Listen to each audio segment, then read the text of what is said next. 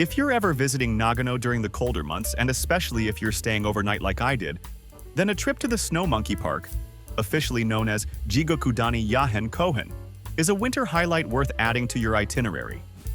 It's one of those places that feels like something out of a nature documentary, where Japanese macaques, also known as snow monkeys, lounge in natural hot springs surrounded by forest. Even if the weather doesn't deliver that postcard-perfect snowfall, it's still a unique and unforgettable experience. During my trip, I chose to stay in Nagano for a few nights, and honestly, it made everything feel so much more relaxed. There was no need to rush or cram too much into one day. I could move at my own pace, enjoy the quiet mornings, and truly soak in the charm of the area. On one of those calm mornings, I set out early from my hotel and headed over to Nagano Station. If you're coming from Tokyo, the Hokuriku Shinkansen makes the trip a breeze, quick, smooth, and scenic. But since I was already in town, it was just a short, easy stroll to the station's Zenko-ji exit to begin my little winter adventure. When you're at Nagano Station and planning a visit to the Snow Monkey Park, getting the Snow Monkey Pass is hands down one of the smartest and most convenient things you can do. Just a quick note, it's not available at the main JR ticket area on level 2. Instead, head over to the Nagano Dentetsu line, which is located downstairs. From the Zenko-ji exit side of the station, take the escalator down to the basement. Once you're at the bottom and near the ticket machines, you'll see a small ticket counter just beside them. That's where the pass is sold. It's a modest setup, but very helpful and easy to navigate. Now, what makes this pass so useful? It's valid for 2 days from the date of purchase and includes quite a lot. First, you get a one-time entry to the Snow Monkey Park itself, which is the highlight of the trip. Then, you have unlimited rides on the Nagadan train lines, including the limited express, non-reserved seating, and local trains. You can also ride the Nagadan Express bus between Nagano Station and the park as much as you like over 2 days, plus the local bus between UnCUT Station and Kanbayashi Onsen, where the park entrance is located. It really covers all the transport you'll need to get there and back, without needing to buy separate tickets along the way. One thing to note though, the pass doesn't cover the local bus between Nagano Station and Zenko-ji Temple, or the buses going to the Shigakogen ski areas, so you'll need to handle those separately if they're part of your plan. The cost is quite reasonable, 4,000 yen for adults, aged 13 and up, and 2,000 yen for children aged 6 to 12. If you're traveling with little ones under 6, good news, they ride the Nagadan trains and buses and enter the park for free. So you might be thinking, why not just hop on the bus or train instead of getting a pass? Well, here's how it breaks down. The bus is super convenient and drops you closer to the park, but it costs 2,000 yen one way, which means 4,000 yen for a round trip. The train from Nagano Station to UnCUT is cheaper at 1,290 yen, but the walk from the station to the park entrance is noticeably longer, as compared to the bus stop. Now here's where the pass comes in handy. A lot of people might be asking, isn't one visit enough? Why would I need a 2-day pass? Honestly, I thought the same at first. But picture this, you arrive at the park and it's pouring rain. Or worse, the monkeys just don't show up. Yep, it happens. With a 2-day pass, you've got a second chance to try again.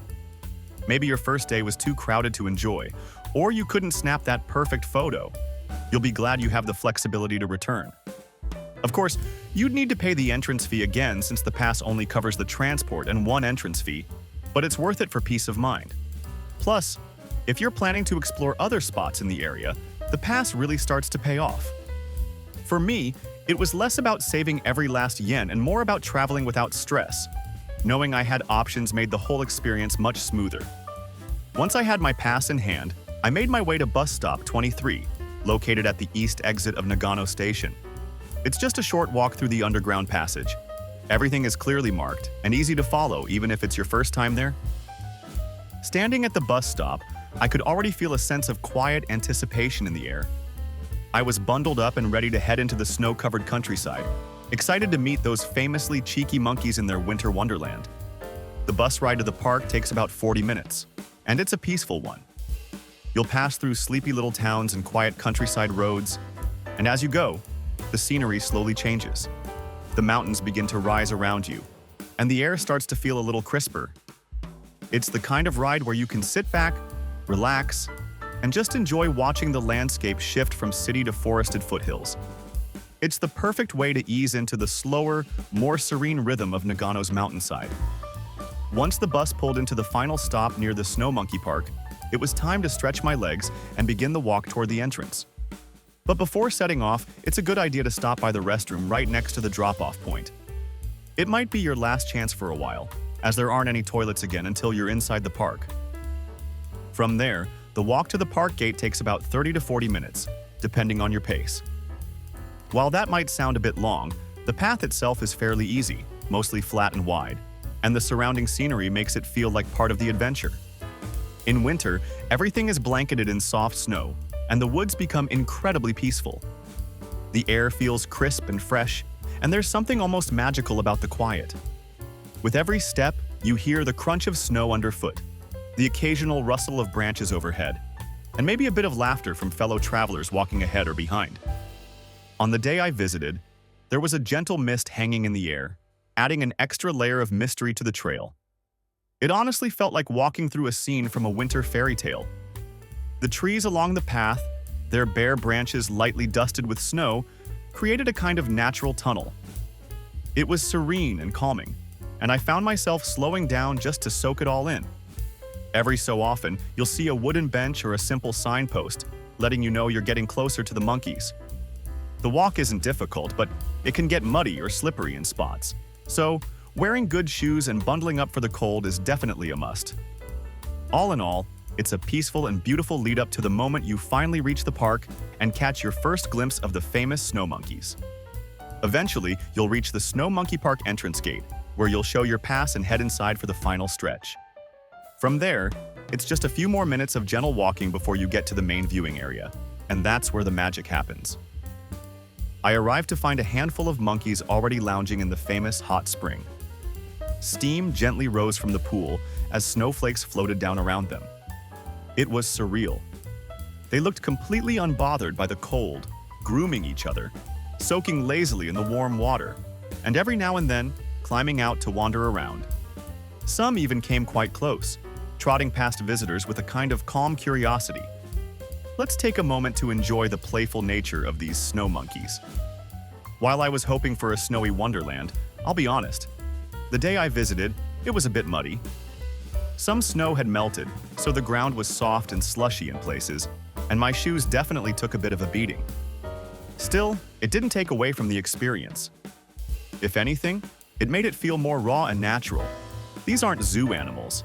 They're wild, living freely in their habitat, and we just get a glimpse into their world. After spending a good amount of time simply watching the snow monkeys, snapping photos, laughing quietly at their antics, and soaking in the unique atmosphere, I eventually made my way back toward the park entrance to catch the return bus. The visit had been everything I hoped for: calm, beautiful, and just a little surreal. By that time, a light rain had passed through, turning the snowy trail into a muddy path. Navigating the puddles took a bit more time and care, especially in areas where the snow had melted into slush. It wasn't difficult, but it did require a little patience. Definitely a good reminder to wear waterproof shoes or boots. After making it back to the entrance, I stopped briefly to clean off some of the mud from my shoes before stepping inside the nearby gift shop. Although there's a smaller gift shop located inside the park, it tends to get quite crowded and doesn't offer as wide a selection, so I waited until I was back at the main entrance for a more relaxed browse. I picked up a few souvenirs to remember the day. Just small things, but meaningful reminders of a rare winter experience. Just before heading to the bus stop, I noticed a thoughtful touch near the parking lot beside the public toilets. A washing station for muddy boots. I'm not sure if it's always there or was temporarily set up due to the wet weather, but it felt very considerate. Clearly meant to help travelers clean up before boarding the public bus or train back to Nagano Station. I appreciated it and took a few minutes to rinse off my shoes properly. It felt like a small act of respect, keeping shared spaces clean for everyone else. Once my shoes were clean, I made my way to bus stop where we disembarked earlier in the day and waited quietly, grateful for the warmth and comfort that would come with the ride back into the city.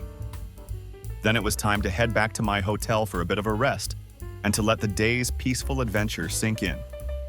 The next day, Feeling recharged and still wrapped in that wintry glow, I set out again, this time to visit the famous Zenko-ji Temple. But that's a story for another time. All in all, the Snow Monkey Park and a few days in Nagano made for a perfect balance of adventure and relaxation. If you're considering a winter trip to this part of Japan, I definitely recommend staying overnight. It lets you enjoy everything at your own pace and really take in the charm of Nagano. Just remember to dress for the weather, wear good shoes, and maybe pack an extra pair of socks. And of course, don't forget to pause and enjoy those quiet little moments, because sometimes it's the muddy walks and hot bowls of noodles afterward that you remember just as clearly as the snow monkeys themselves.